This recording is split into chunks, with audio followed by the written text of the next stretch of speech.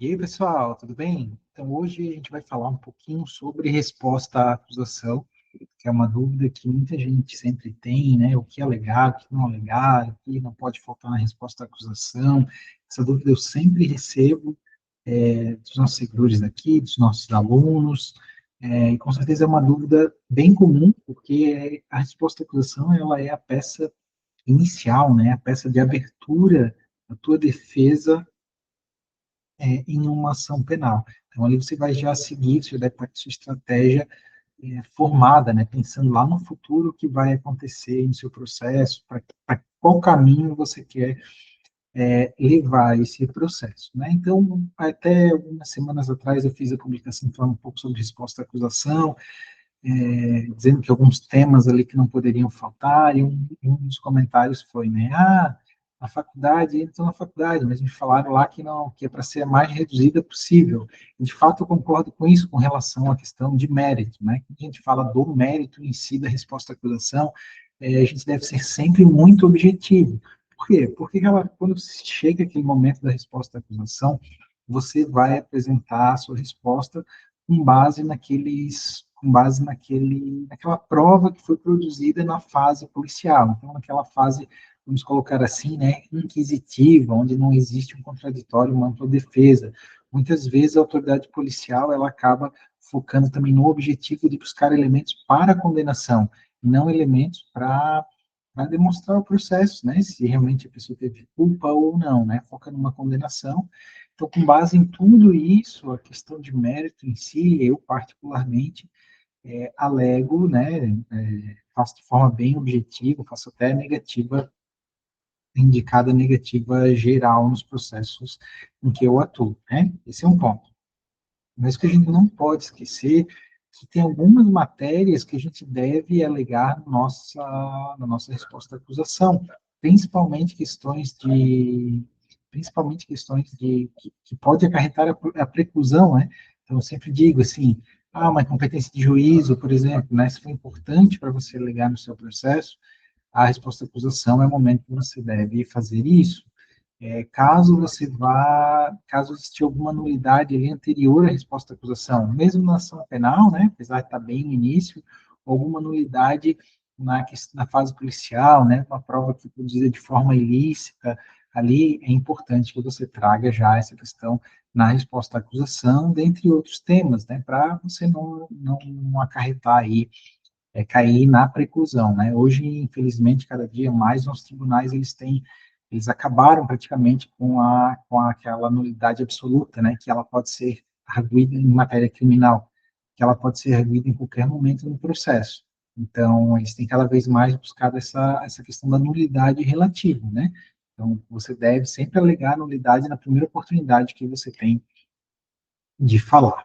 Além disso, outro tema importante que você traga já na resposta à acusação, aqueles temas que podem levar a uma absolvição sumária, por exemplo, uma aplicação de um princípio da insignificância, como a gente vai ver aqui no caso prático e real meu, né, aplicação do princípio da insignificância, ou uma excludente de ilicitude, né, uma legítima defesa está bem configurada, por exemplo, já na fase inicial, na fase policial, você deve sim trabalhar de forma bem detalhada essa questão aí, dessa excludente de ilicitude, por exemplo, né, então então, a gente sempre fala no direito, né, cada caso é um caso, né, então, como eu sempre digo, de forma geral, a gente vai trabalhar é, uma, uma negativa geral, um mérito, né? Não vai aprofundar tanto o mérito. Mas tem outros temas que devem ser trazidos, como a gente vai ver agora. Vou compartilhar minha tela aqui.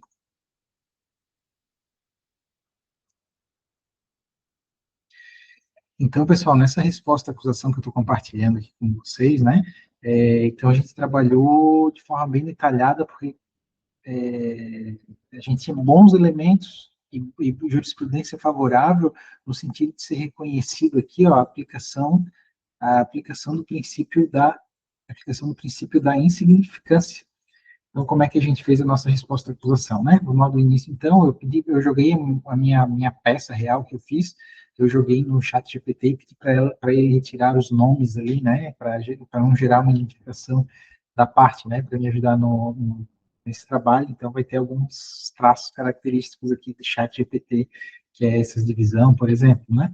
mas eu pedi para deixar o texto de forma integral, só tirar o nome que poderia gerar uma identificação, né? Então, a resposta à acusação, então, que é o juiz da primeira vara federal, é um crime federal, né, como a gente vai ver na sequência, que é competência da Justiça Federal, foi na primeira vara federal de Ponta Grossa, no Paraná. Então, aqui a acusada, né, tinha o nome da acusada aqui, já qualificada nos autos e tal, é que o cabeçalho padrão que a gente acaba fazendo a nossa resposta à acusação, né, vai apresentar a resposta à acusação nos seguintes termos. Dos fatos, vamos terminar a denúncia de forma bem breve, né, pessoal? Eu sempre defendo isso, né, na questão dos fatos aí nas suas peças, você não vai escrever 2, 3 páginas falando de fatos, né? Então, você faz ele de forma bem breve num parágrafo, né? Então, aqui, ó, segundo os termos da denúncia, a acusada estaria sendo processada por, supostamente, ter praticado o crime previsto no artigo 334-A, parágrafo 1 e 4 do Código Penal, que é o crime de descaminho, né? Então, nesse caso específico, essa minha cliente, ela estava trazendo cigarros do Paraguai para o Brasil, né? Então, ela foi pega nessa situação, né? Então, primeiro ponto também que você pode perguntar, mas não é o caso de acordo de não persecução penal? Sim, é o caso de acordo de não persecução penal. Mas o Ministério Público, ele deixou de oferecer o ANPP porque essa minha cliente, ela já tinha algumas outras passagens pelo mesmo crime. Então, ele entendeu que não era o caso, né? O acordo de não persecução penal não seria suficiente para combater a prática desse crime. Então, ele justificou dessa forma não o oferecimento do ANPP. Então, aqui, ó, eu trago o ponto principal. Ó. Então, aqui, ó, preliminar, ó, a gente abre aqui essa questão preliminar e pede a aplicação do princípio da insignificância. Por que a gente pede essa questão aqui? Porque a gente tem bastante jurisprudência que se enquadrava bem ao caso concreto da minha cliente, né? Então, aqui eu botei, a defesa requer a absolução sumária dentro da atipicidade material da conduta com fundamento na aplicação do princípio da insignificância ao caso concreto. Pacífico na jurisprudência que o princípio da insignificância pode ser conhecido quando presentes cumulativamente a mínima ofensividade da conduta, nenhuma periculosidade social da ação, reduzido grau de reprovabilidade do comportamento, inexpressividade da lesão provocada. Então, esses são os requisitos da aplicação do princípio da insignificância. Isso para qualquer caso que você vai atuar, tá, pessoal? Um crime de furto, outra questão do gênero ali, você pode levantar o princípio da insignificância com base tendo preenchido esses requisitos aqui, é bem pacificado na jurisprudência, a jurisprudência do STJ é bem rica, né, nesse sentido. No caso da denúncia aqui, né, então, em caso particular, né, a denúncia imputada acusada, o crime de contrabando de cigarros, né, no artigo 334-A do Código Penal, em razão do transporte de 600 maços de cigarros, né, então, aqui fala em maços, né, mas na realidade são 600 carteiras, né, de cigarro. Então, aqui a gente fala, ocorre que a tal quantidade não ultrapassa o limite de 1.000 maços, estabelecidos pelo Superior Tribunal de Justiça, para fins da aplicação do princípio da insignificância, conforme tese firmada no tema repetitivo 1143, que assim dispõe. O princípio da insignificância é aplicável ao crime de contrabando de cigarros, quanto a quantidade apreendida não ultrapassar 1.000 maços. A única exceção admitida pela jurisprudência é a comprovação da habitualidade delictiva, capaz de afastar a tipicidade da conduta material. Então, aqui, ó, se vocês observarem, a gente tem uma questão muito de direito, né? Então, não é uma questão de fato em si, é uma questão muito de direito, inclusive tem até uma tese, né, de um tema repetitivo, 1143, que trata desse sentido, né? Nesse sentido. Então, a minha cliente, ela foi pega com 600 maços de cigarro. O que isso quer dizer? Que se aplica a essa tese aqui do artigo 100, do tema repetitivo 1143, nesse tema aqui específico.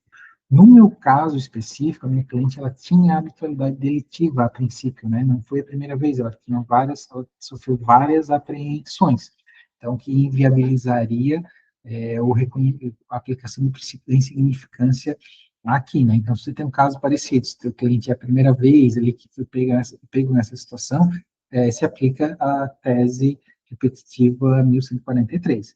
Mas no meu caso específico, a minha cliente ela tinha várias passagens, então configurava a habitualidade delitiva, né? O que poderia ser um impedimento para a aplicação desse tema repetitivo aqui, né? Então, fazendo estudo, fazendo a pesquisa, né?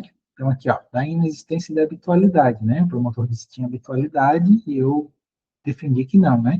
Então, o nosso Tribunal Regional Federal aqui, que compreende o Santa Catarina, né, que é o TRF4, então ele tem uma definição bem interessante do que é habitualidade nesse tipo de crime, né? Então, aqui, ó, no tocante à habitualidade delitiva, o TRF4 afirmou o entendimento no sentido de que somente se configura quando o agente tiver sofrido ao menos 3 registros administrativos ou criminais nos 5 anos anteriores ao fato, devendo ser incluído inclusive, o processo em julgamento.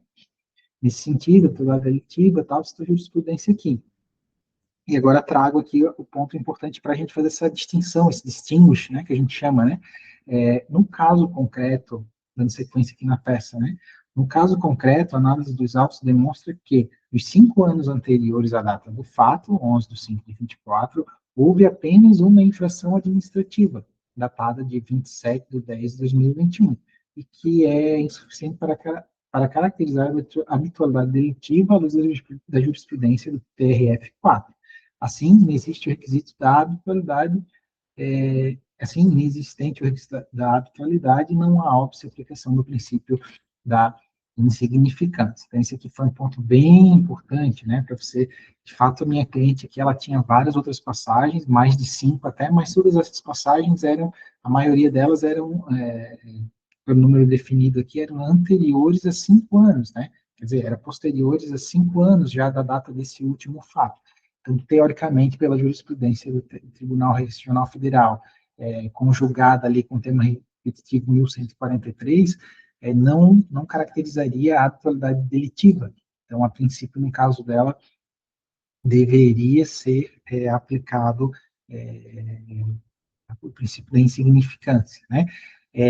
Isso aqui é o ponto principal, tá? E depois aqui eu falei sobre essa tese aqui do valor ínfimo do tributo, né? Então aqui, ainda o valor do tributo supostamente iludido corresponde a R$ 4.407, quantia substancialmente inferior ao limite de 20 mil, adotado como parâmetro para de interesse fiscal. A circunstância reforça de forma inequívoca a inexpressibilidade da lição jurídica, corroborando com a tese de tipicidade material.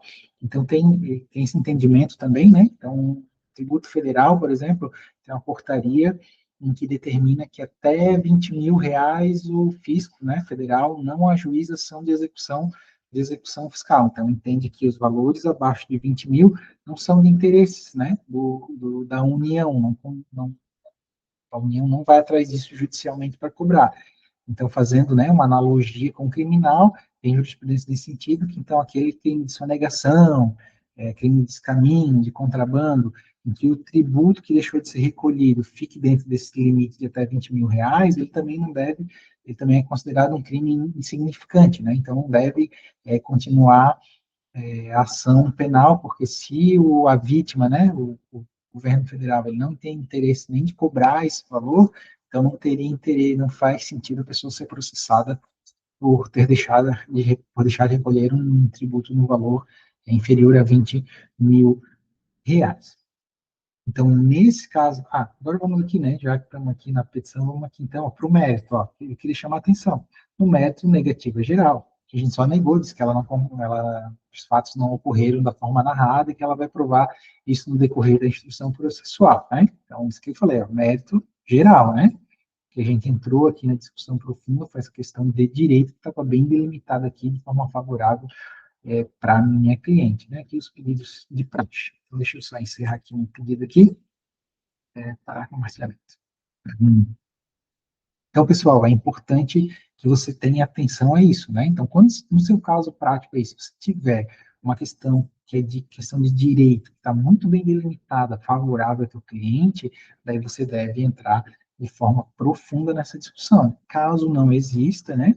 Caso não exista isso, você vai deixar mais para discutir o mérito, não existe uma questão de direito bem discutida ali, né? Então, você faz uma negativa geral e ponto, né? Na resposta à acusação, que você deve ser objetivo na questão de mérito em si, mas quando existe uma questão de direito bem delimitada, favorável ao cliente, como é o caso aqui, você deve aprofundar, sim, essa questão e esse tema. Aqui, o juiz de primeiro grau, ele reconheceu ele reconheceu que deveria ser aplicado, né, ele acatou aí a nossa tese e absolveu sumariamente a minha cliente, né? Então, pude ver que é bem importante essa questão, quando está bem delimitada, você levantar, sim, né? Porque é muito, muito importante aí para o teu cliente, né? Não ter que responder todo um processo, né? Todo aquele constrangimento de responder um processo, audiência e tudo mais, né? Ele já mata a situação aí de cara sem mais demora. Mas no meu caso específico aqui, o Ministério Público ele recorreu, até o momento que eu estou gravando esse vídeo, eu ainda não fui intimado para apresentar contra-razões, né? Vamos deixar aqui para eu dar uma resposta aqui no futuro para vocês aqui do que aconteceu. Beleza, pessoal? Então, aqui, esse ponto específico da resposta à acusação é um ponto muito importante que muitos iniciantes têm dúvida, e a gente trabalha de forma bem profunda na nossa mentoria também, que eu vou deixar o link aqui embaixo, caso você esteja iniciando a advocacia criminal, esteja com dúvidas aí, né? Qual decisão tomar, qual linha adotar, o que eu devo escrever na minha peça.